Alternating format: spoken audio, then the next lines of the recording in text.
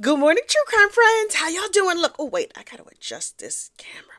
Okay, look, first of all, I have a question for you. Are you watching these videos on 2X? I watch everything on YouTube on 2X, and so I wonder, do other people watch stuff on 2X too? Because I watch even my own videos. When I play them back, they're not fast enough, so I watch them all on 2X. I just wondered if you did the same thing. Okay, look, the state of Idaho, Iowa versus Chad Daybell, trial day 17. Yo, fireworks in the courtroom.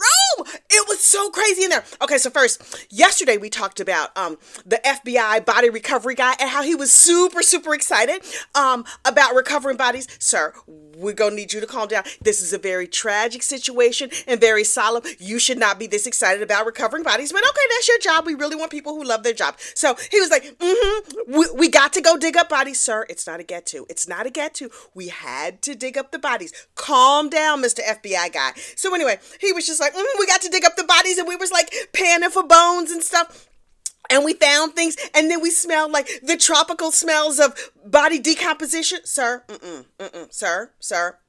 Anyway, so he was just like, we found all of this stuff, and it was terrible, and then we put everything in a body bag, and then the anthropologist took over, and they told us, yes, that was human remains, and so it kind of made our day. Only, we were very sad. And then John Pryor, the defense attorney, got up there, and he was just like, okay, I have some questions for you.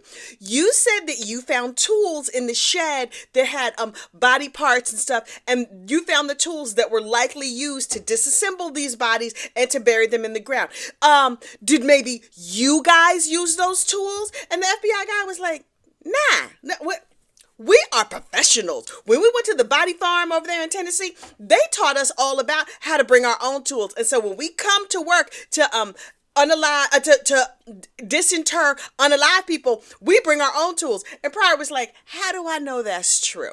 I think maybe all these tools have body parts on them because y'all use the tools. And the FBI agent was like, say what now? So Pryor was real hostile and talking real fast and kept talking over the witnesses. And the judge was like, Mr. Pryor, what you're not going to do is that. I'm having none of it. He got on Mr. Pryor a couple of times. Mr. Pryor was very excitable yesterday. Also, I was watching that on 2X, and so maybe it didn't happen as fast as all of that, but Mr. Pryor was very amped up, and he was just like, how do we know? How do we know? Who protected this scene? Maybe somebody from the general public just broke onto Chad's farm and buried those bodies and used the tools. How do you know it was Chad just because it was on his property? Sir, Mr. Pryor, I'm pretty much sure that random Utah citizens over there in Rexburg, Idaho, Iowa, did not break onto Chad Daybell's property and bury some unfortunately unalive people. And also, sir, your argument is pretty weak, but we really appreciate you trying.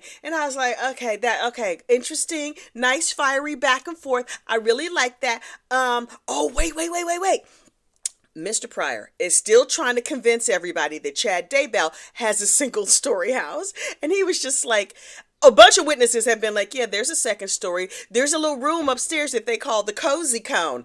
Oh, I should name the rooms of my house. So anyway, he was just like, he said to this FBI agent, he was like, dang, okay, I could not get him to admit that members of the general public were not just showing up at Chad's farm, breaking in and like using Chad's tools to unalive people and disassemble them. Maybe I can get this guy to acknowledge that that was not a bedroom upstairs. So when an earlier witness said, claims that Chad said, yeah, I came downstairs.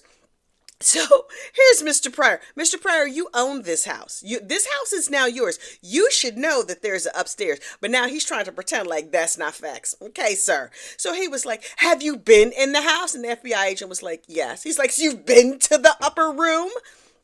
And the FBI agent was like, yes. He's like, well, what did you find in the upper room? And the FBI agent was like, well, there was a bed and some pillows and a blanket. It looked like somebody was sleeping there. And Mr. Pryor was, okay, never mind. Shh, stop talking.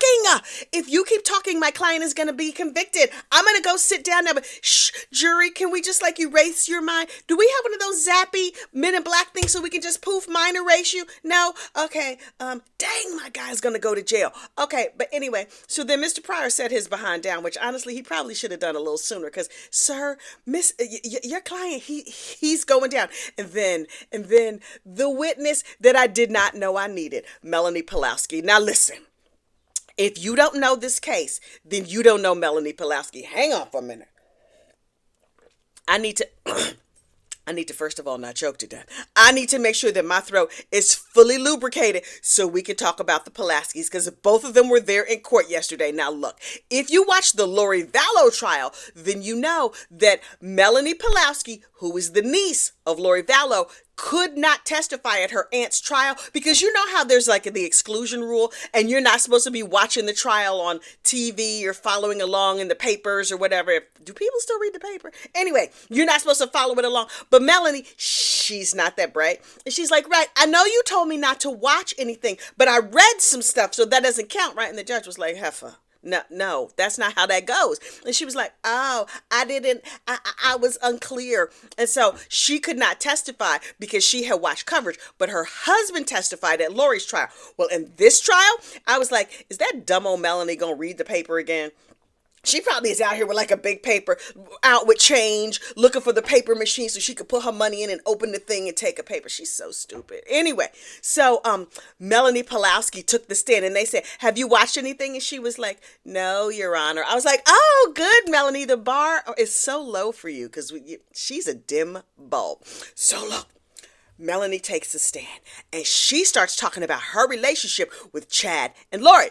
And so Melanie Palowski, who we sometimes call Melanice because she is Lori's niece, her mama died when she was like 9 or something. And so she was raised by her father. And I was like, oh, that's sad. So the mom passed away and she went to live with the dad. No, that's not what happened.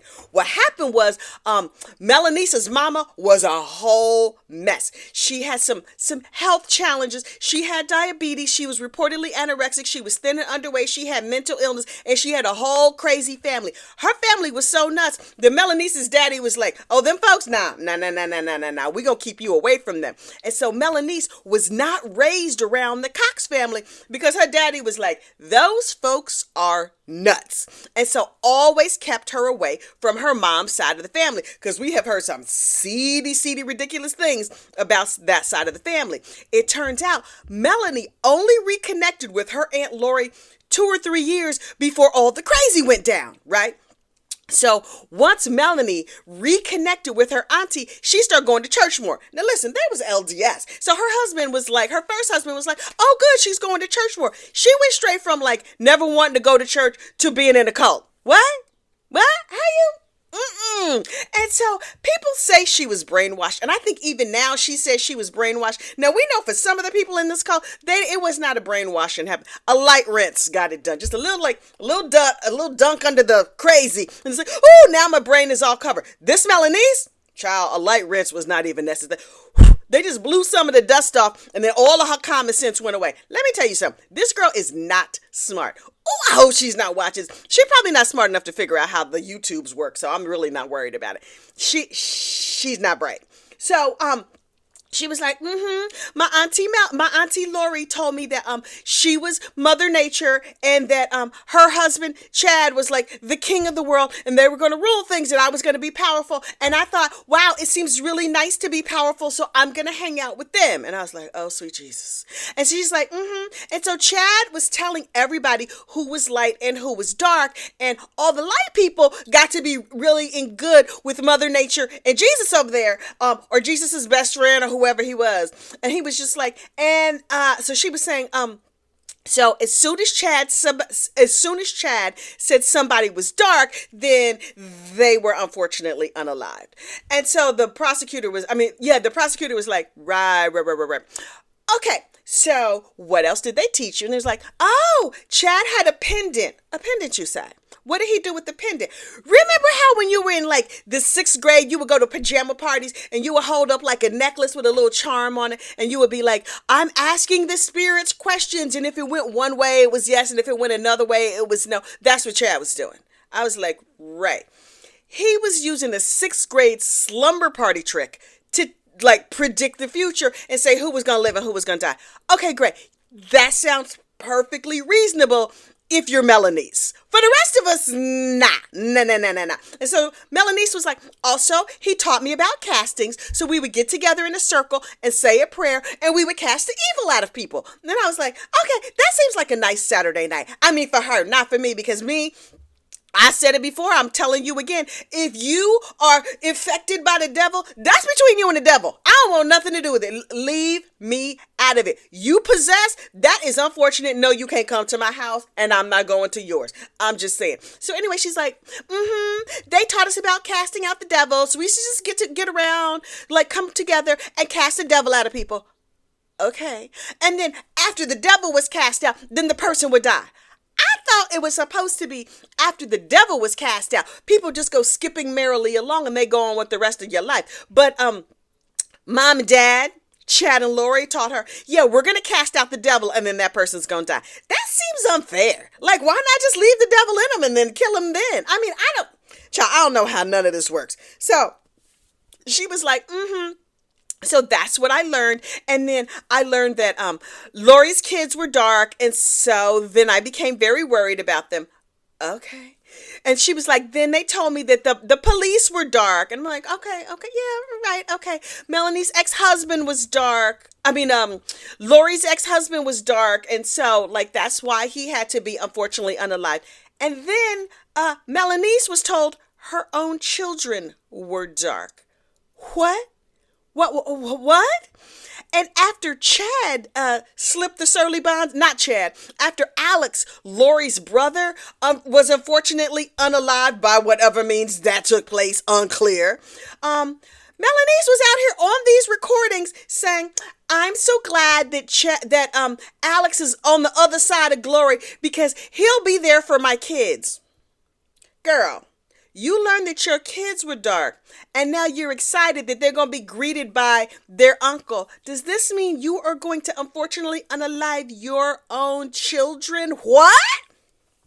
Now listen, she was not explicit about this part in court, but I know how to use a context clue. Because you know what? I'm not a big dum-dum like that girl. She was like, all of this seems perfectly reasonable, but she was single and she should not be left to just roam the streets on her own free. So it's probably good that she got herself a husband right away. And so yes, she went out here and she got herself a new husband, Ian Palowski. And oh my goodness. First of all, Ian is out here saving dum-dums. Ian Palowski 100% is the bravest man in America because he married this heifer. And then on their wedding night, she was like, I know we've only known each other for 10 days. 10 days. They got married on their 11th day of knowing each other. That's crazy. I think part of it is that he wanted to oochie her coochie. And so, that's why they went ahead and got married, but that's crazy. So anyway, they got married, and on the wedding night, she's like, okay, there's some things I want to tell you. My auntie and my uncle, you know, the ones I call mom and dad, they're super LDS because these two met on an LDS dating site. She's like, they're super LDS. He's like, yeah, I know, I'm LDS, you're LDS. We're all going to be one big happy family. This is going to be great. And she was like, right. But I need to tell you the rest of the story. So she, on her wedding night, told her new husband all the secrets about the kids probably being no longer on this mortal coil and who was light and who was dark and casting out the devils and the whole thing. And Ian Palowski stayed with her. Sir. Her kitty is feral. I'm telling you right now, that is the only thing in the world that would keep you with a crazy person who's clearly caught up in a cult. Yes, he must have liked her, obviously, but I'm like, She was doing all the nasty things that me and you, like regular people, would not be willing to do. Because he was like, okay. Yes, your aunt and uncle are homicidal, but I really like the way you make my body feel, and also you're real cute. So let's see if we can't work with you, dum-dum, and get a little brain back installed in your head. We're going to insert some common sense. We just going to keep inserting some common sense. I bet you he was trying to insert his common sense anyway. So he was trying to help her. Now, Ian Palowski, at the time that he met his wife, Melanie, was in the middle of a contentious custody battle with his ex-wife. But once he heard all the things that Melanie's had to say, he was like, oh, we in trouble. We are in danger. They tried to unfortunately unalive her ex-husband. Next thing you know, they're going to be trying to unfortunately unalive my ex-wife. And at the end of the day, even though I'm mad at my ex-wife, this is the mother of my children. What?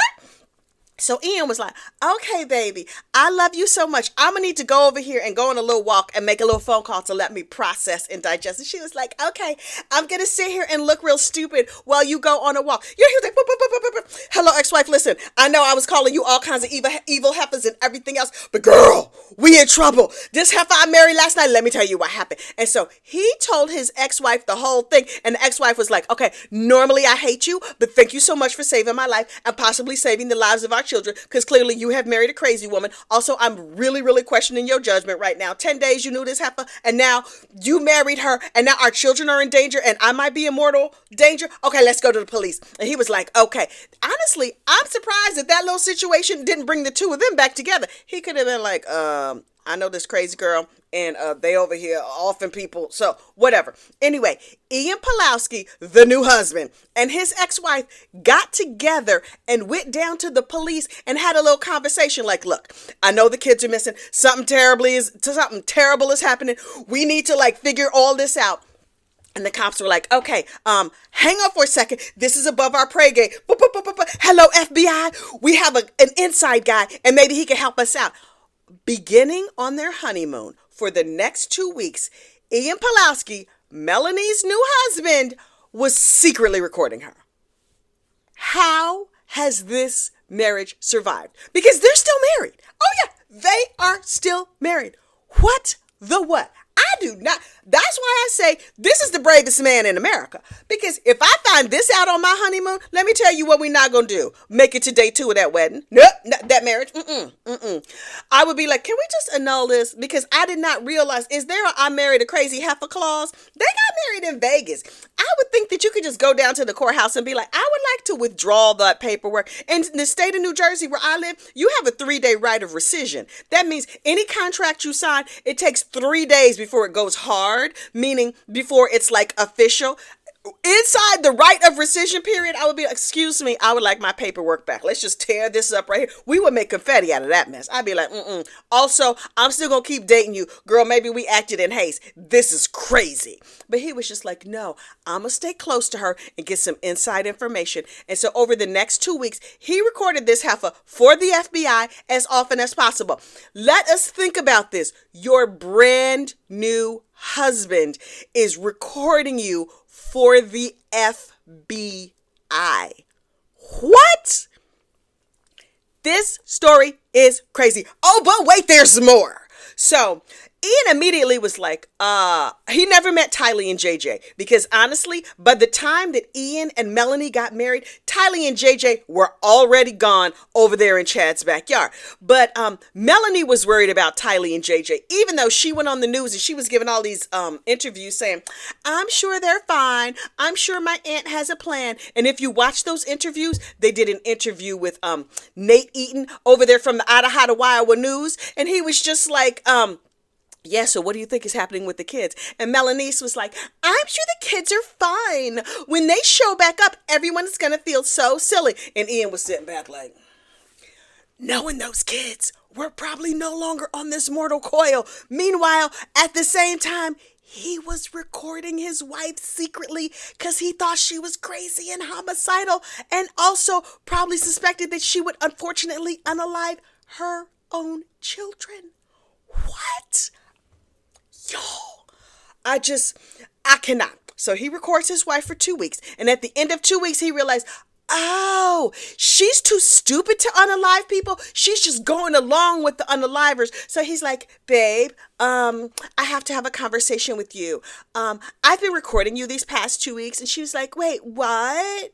Oh my gosh. I mean, I don't know that that's what she said. But in my mind, she was like, Ian, I am not going to do nasty things to your body for 12 whole hours as punishment. Thank you so much for saving me. And he was just like, I have a real dum-dum here. I can get her to do anything I want. And then she was like, oh, by the way, I'm pregnant. Because this heifer got pregnant right away. Right away. Which, of course, you do if A, you're stupid. 2, you want to keep your new husband that you only knew for 10 days before you. Look, P.S., they're still married. How are they still? What was the marriage counseling like? Hey, we got married quickly and we'd like to see you, Mrs. Counselor. And the counselor's like, okay, what are the issues in your marriage? Okay, so he recorded me for the FBI for the first 2 weeks of our marriage. What? What? Oh, Jesus. These people. Anyway, Ian Palowski got up there and he was just like, she was in tight with them people. I thought they was crazy. And she was saying and doing weird things. And so I had no choice but to record her. And then Chad was giving everybody blessings. Now, look, for the uninformed, which would include me prior to like yesterday or this morning or something, those blessings that they give over there down at the LDS church houses or whatever they do blessings where they like lay their hands on you and they give you a nice blessing. Well, honestly, lots of faith paths do that, where you're just like, I'm going to bless my child, I'm going to bless my spouse, I'm going to bless whoever, and you lay hands on them, right? That's like the traditional way to do it. And it makes people feel good and warm and like close to God and all of that. I think all of that is really beautiful. Chad had another idea of how to do this. Now, Chad is on the run, right? He's secretly out here hiding all over on the run, doesn't want anybody to know where he is, so that those dark policemen, oh yeah, they said the police was dark too. No. Was y'all gonna unfortunately unalive the popo? That's not gonna go good for you, I promise. Anyway, he was like, so I know that normally we could give a patriarchal blessing by laying on hands, but I have a shortcut. We're gonna do it over Zoom. So wait. He out here just giving Zoom blessings. You can give a Zoom blessing. Now listen, can people pray on the phone? People pray on the phone all the time. But in this particular faith, from what I understand from the internet, you're supposed to like put your hands on somebody and say a special blessing. And then your energy from your hands goes into them and they get all like holy and the mind clears up or whatever.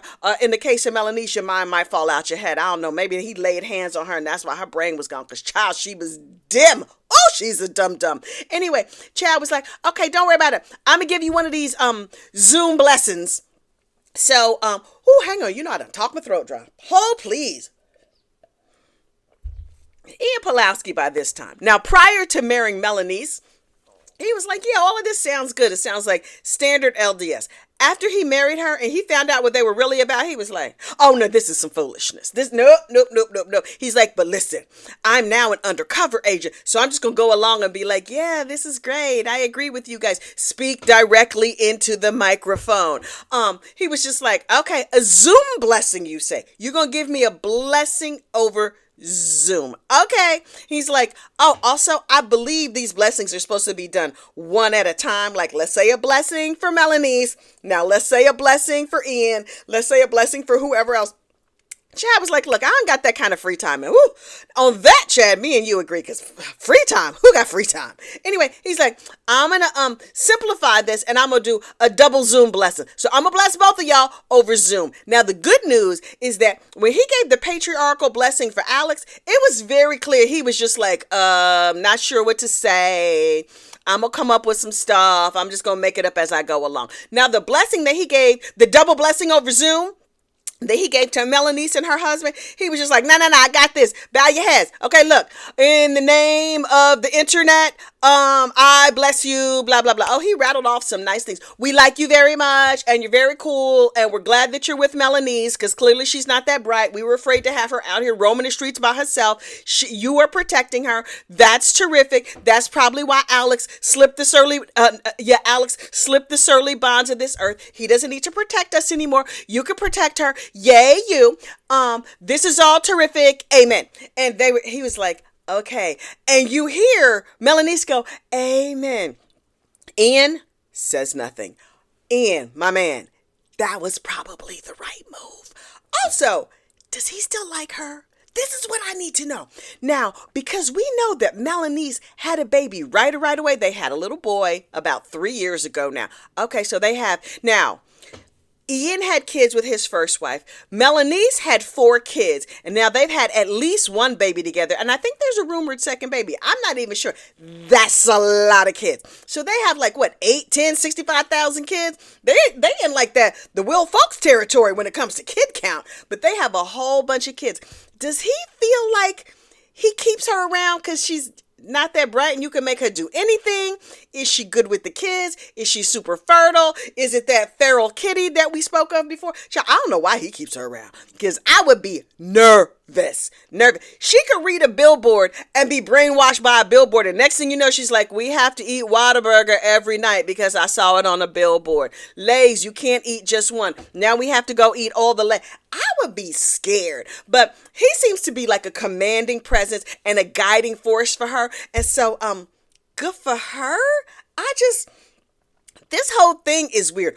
Ooh, and on the legal front, yesterday, when Melanie was testifying, her two lawyers were sitting there in court and they were just listening. Now listen, these people's lawyers are very controversial because Melanie's ex-husband was like, my ex-wife's lawyer is saying crazy stuff about me. And so he sued. And then when he sued her lawyer, he got $12 million. That's a lot of money.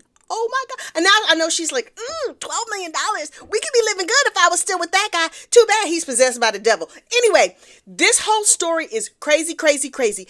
Ian Palowski, when he was on the stand, his lawyer was sitting in the audience nodding his head yes and shaking his head no. And the judge was like, everybody get out of here. I'm about to call this sucker out for all of his courtroom behavior. So they kicked him out of the courtroom and did not allow him back in. Child, this trial continues today. It continues to be crazy. I continue to love every single moment of it. Also, did you know... Oh, got a little froggy. Did you know that this madness that I call a YouTube channel is also a podcast? Oh my God. Go on over to iTunes Music and you can listen to this Gossip, Rumor, and Innuendo. Yep, it's right there in all the podcasts. Oh, it's a whole bunch of them over there. Also, please like this video, subscribe to the channel, share us with a friend so your friends can enjoy the madness too. I will see you tomorrow for Trial Day 18. Bye.